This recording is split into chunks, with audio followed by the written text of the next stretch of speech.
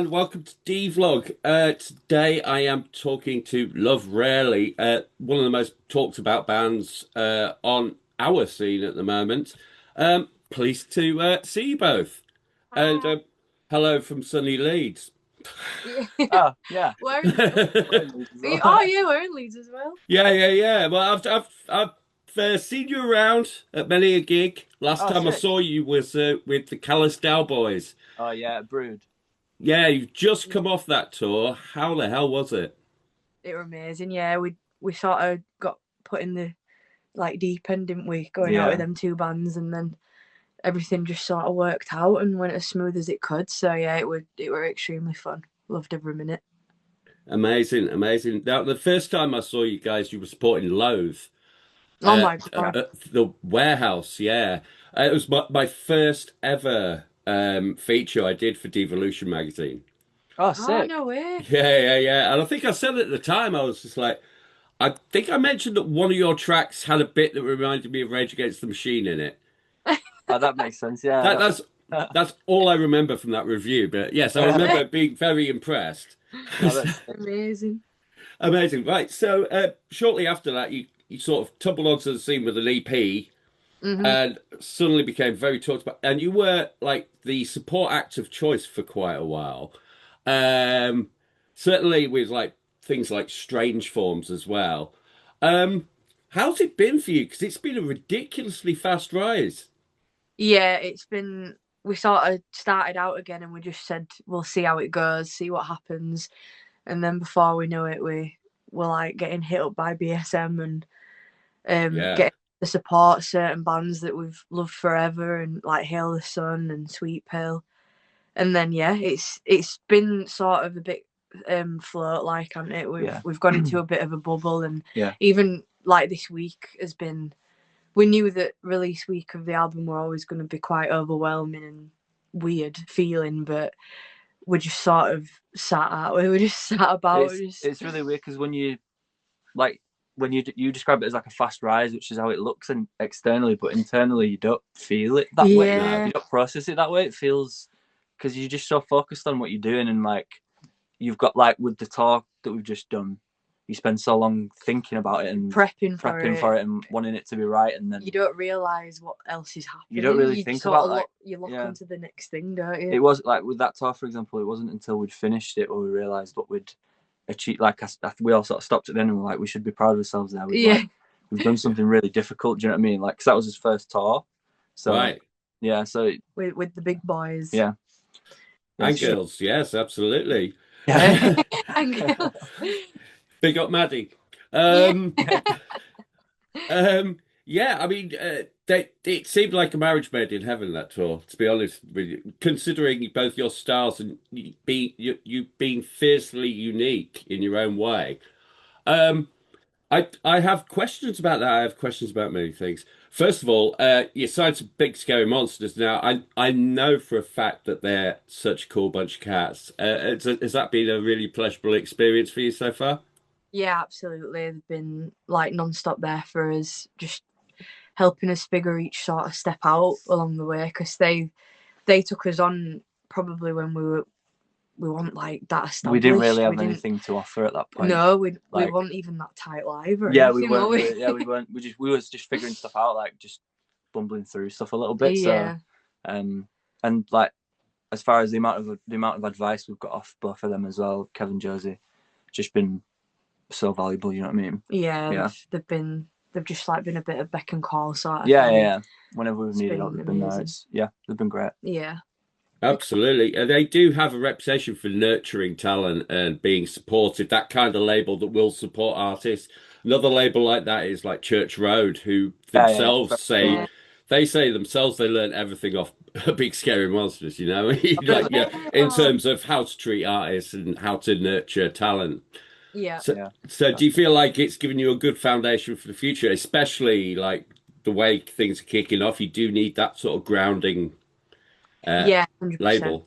Everyone that we've sort of got around us right now feels like the right thing. That's it. Mm. The way it should be. yeah. Like we've got the management and agent as well that are they've Yeah, just been top. Like everyone's just been everyone's invested in, like, it feels really sincere, and like they all want us to do as well as we can. It's not like we don't feel like we've been held back or sort of taken like the piss out of. We just everyone's just meant, yeah, it's amazing. Yeah, and you've got such a unique sound, and I don't think any of the people you're working with would want you to change a thing or make a pop song or what have you. Oh yeah, You know what I mean? Yeah, not at all. Like it was a bit of a thing with Kev where because they say like they have no creative control, but they do like to hear demos and stuff. yeah. But like they were asking to hear demos, weren't they? And I was just like, I can't share. Like I want you to hear the real thing. You know what I mean? Like we were so like confident in it that we were like, please just see. We weren't going to be able to change it at that point anyway. So yeah, because like, it was too late. Yeah, you might as well just wait. If you just wait a little bit longer, you'll hear the full thing rather. Because the demos, like my personal demos, sounded terrible. Do you know what I mean? Yeah, it wasn't like MIDI tracks. Yeah. It was no good.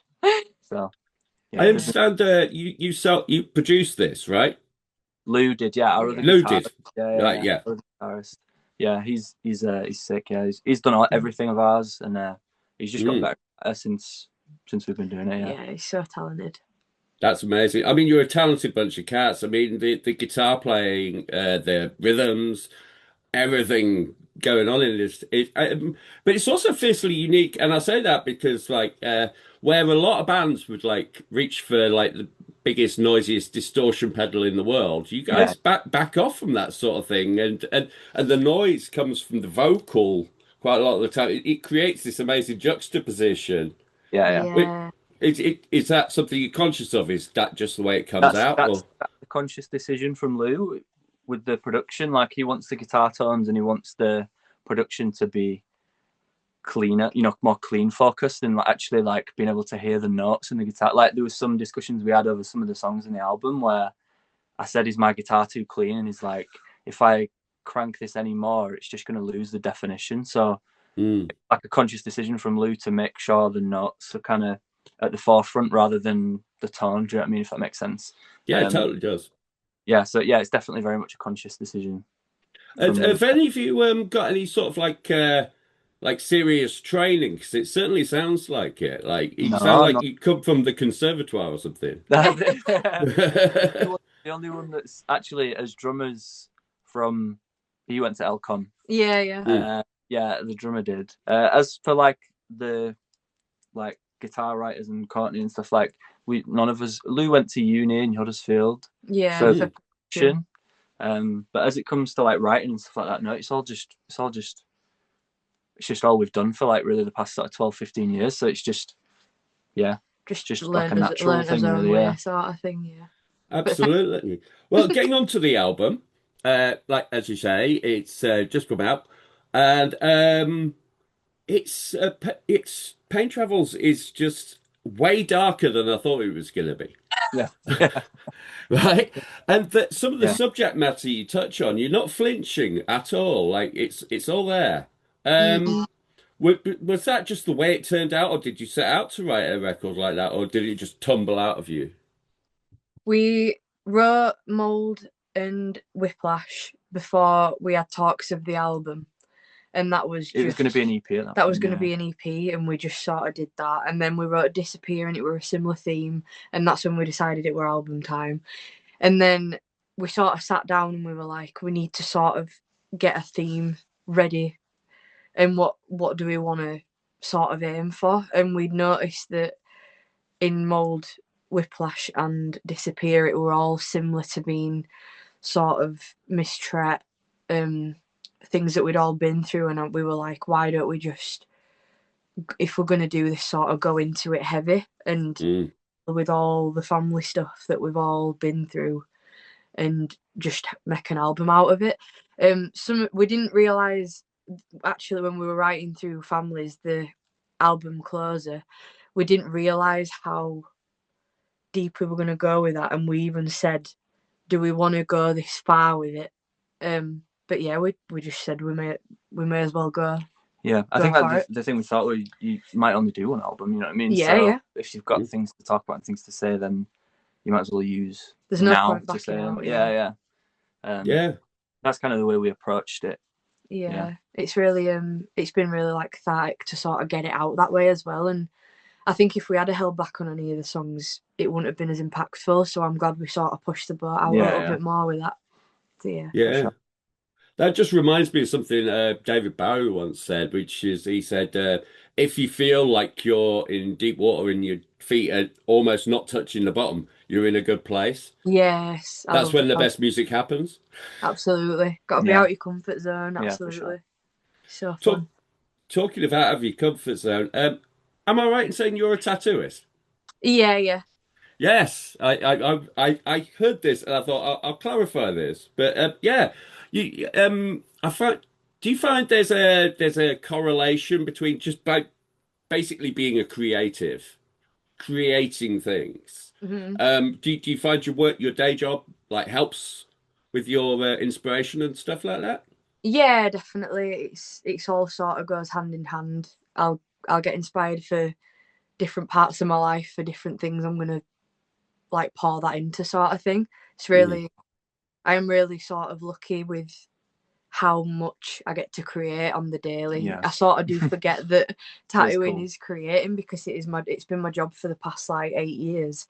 I forget that it's like a creative role almost, because it is mm, just, it's all like numbers and figures now, paying the bills sort of thing. So, sure. but yeah, when it's been really nice coming into music and being able to do the artwork for it, and sort of meld the two together. Yeah. But yeah, it's Like definitely merch designs and stuff as merch well. designs. Yeah, it's sort of got me ready for this role, really. Mm. So yeah, I do find different things inspire different things, and I'm really glad I've got all these avenues to get it out of me, because I think I'd have a bad time if not. It's really And fun. And also another classic thing with the tattooist, which is the same as with the hairdresser or stylist or what have you, is that you get told a lot of stories. Yeah. And there are a lot of stories and meaning behind these tattoos you'll be doing. So Yeah. maybe like that's a constant source of inspiration too when it comes to songwriting. I don't know. Yeah, even subconsciously, absolutely. I've got so many people that come to me with so many different like issues, and you do turn into a counsellor. Like, Mm. I don't even think people realise that they're offloading on you until like maybe they've left and they've gone, oh god, I got a bit carried away then. But yeah, definitely, it's you do have some. It's very vulnerable, because obviously some people are in a lot of pain while it's happening as well, and I think that maybe is why they open up a lot more. I don't know, but yeah, it's. I think subconsciously they're writing part of my songs as well. Absolutely. I mean, it's the truth you speak when you're in pain, isn't it? So, um, yeah, absolutely. So, you've got some festivals coming up this summer, Hmm. some big ones actually. Tell me Yes. more about those. What are we doing then? We've got Quiet Steps, which is an emo hardcore festival at Project House. So we're buzzing for that, because that's organised by the Dirty Otter guys. I don't know if you know them. I do, yeah. Yeah, they're great. So that's going to be amazing. And then we've got Trees. Yep. We'll play in the Wednesday, which will be fun. Everyone said the Wednesday is like a good time. So Yeah, it's a great time. yeah, it should be sick. And then Burn It Down. We were desperate to get back to that. So yeah, buzzing for that as well. Yeah, That's amazing. Yeah, it's going to be a really cool summer, really different. Yeah, Trees in particular is a killer lineup this year.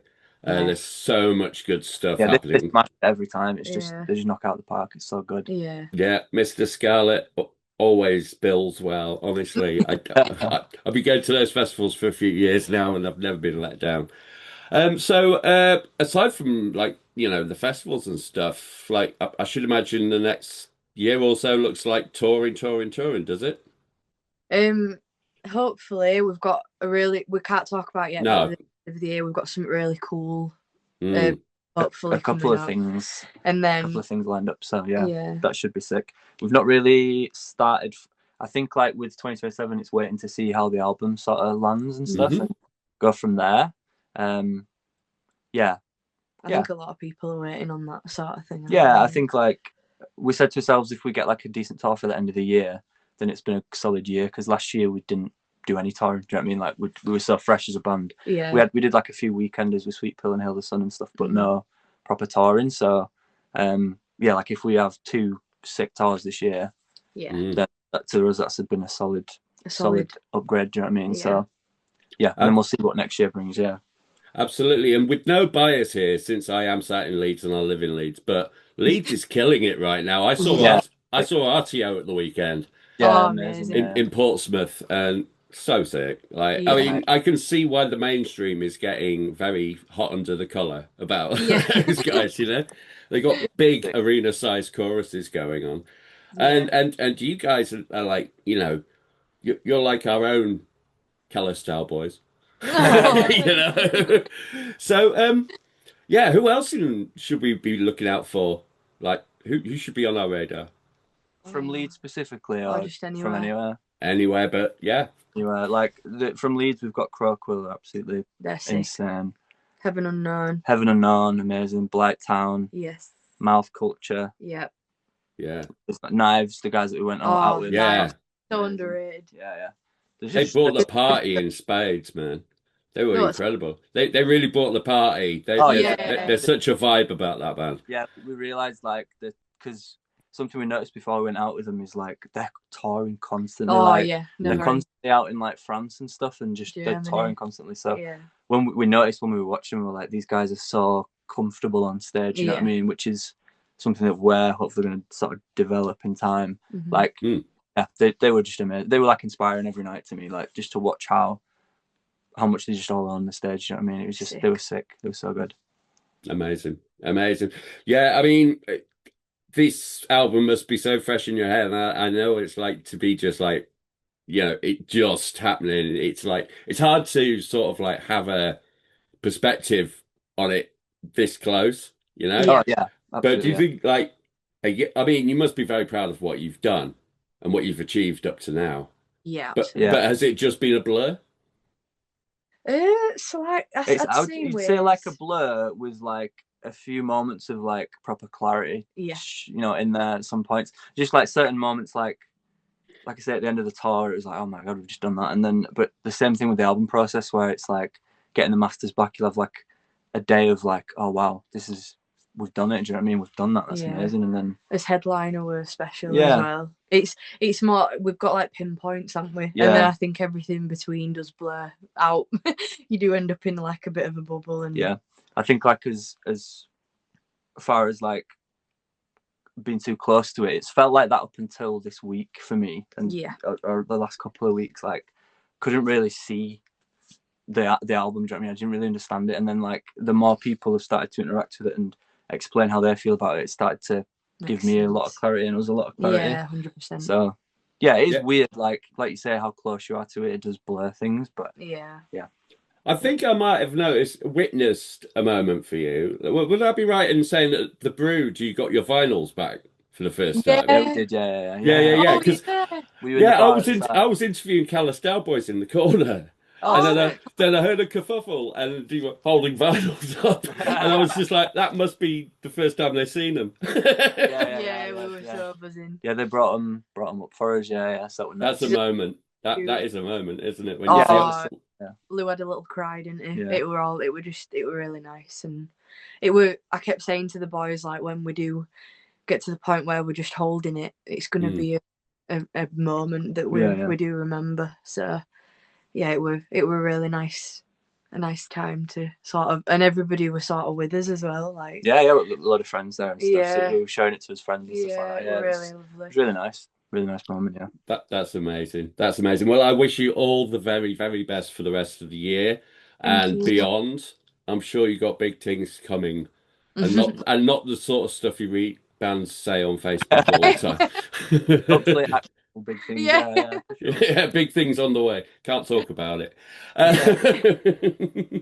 Right. Okay. Well, I will no doubt see you play somewhere in Leeds very shortly, and just have the time of your lives. Enjoy every second.